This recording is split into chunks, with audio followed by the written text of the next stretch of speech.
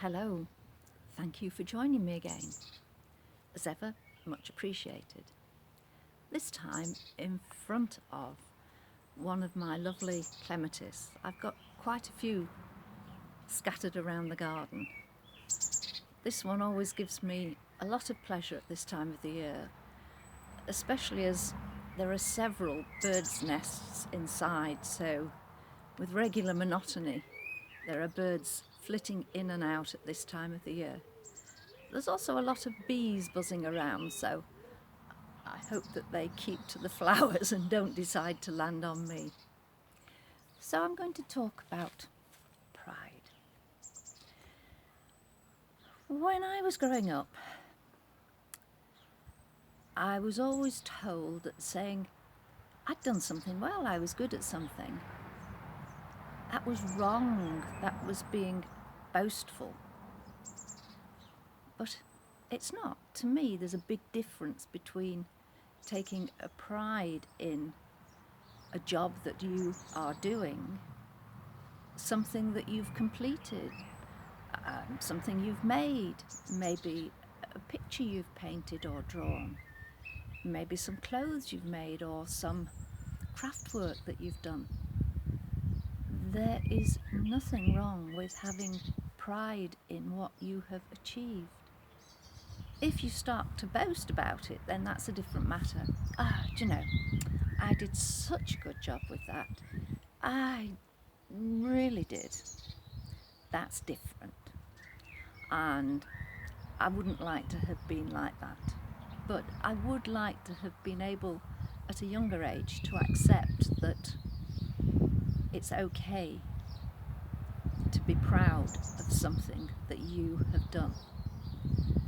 I can now, in later years, look back and take pride in the work that I've done with some clients.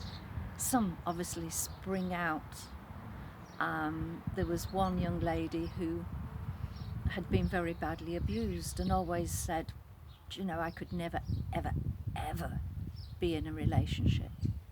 But after quite some time of working together, that all changed. She met a lovely, caring man, and I got an invite to a wonderful, small, intimate wedding ceremony, which was lovely. I really, really enjoyed that and was able to take pride in the fact that I had had a contributing hand in the wedding happening. So I'm going to include a little poem. It's another one by Lois Collins, and her Delightful Hush collection. And this one is called, no surprise, Pride. Who am I to think I can fly when my feet are still made of lead? I reach for the stars to store safely in jars, to watch while I lie in my bed. I'm scared I'm not ready, still way too unsteady. I hope I don't fall on my face. I want to come first as I'm ready to burst, and don't want to be last in the race. I'll hold out my hand and all will be grand, as I know you'll be there by my side. I'll let the world see the true, wonderful me, and will hold up my head with such pride. How good it is to have someone who shares in your feeling of achievement, your feelings of pride. And I do message Lois and tell her when I've used her poems. Obviously she's given me permission to, and she's perfectly happy in me using them. But if you're trying something new, take pride in the fact that you're having a go. I have a friend who's started doing watercolour paintings. They are lovely.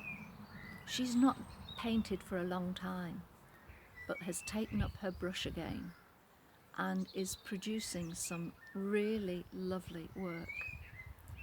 And yes, she's happy to accept constructive criticism.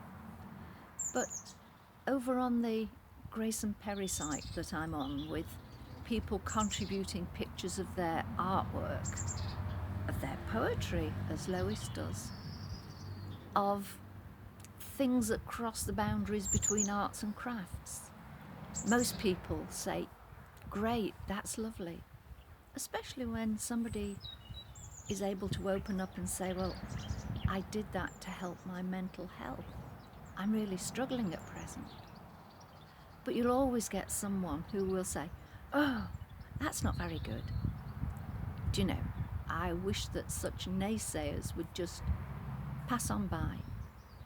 If you don't like it, you don't need to comment. Art, crafts, they're all a matter of taste. So you have pride in what you do. Even if it's only cleaning the windows. I cleaned mine the other day, and I have to admit it's not a job I like, and I'm not very good at it.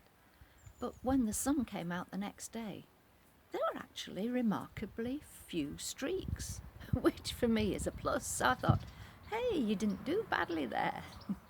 So it doesn't have to be for something you've created.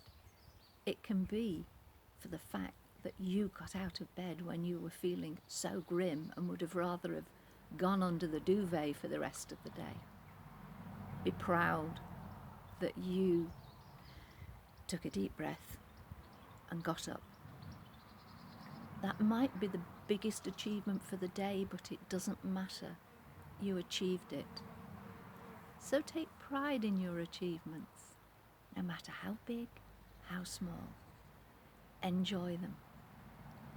And I hope that you enjoyed joining me under my clematis. Unfortunately, the bees kept a buzzing in it, not on it. And the birds who are nesting in there, I think they're hiding from me now.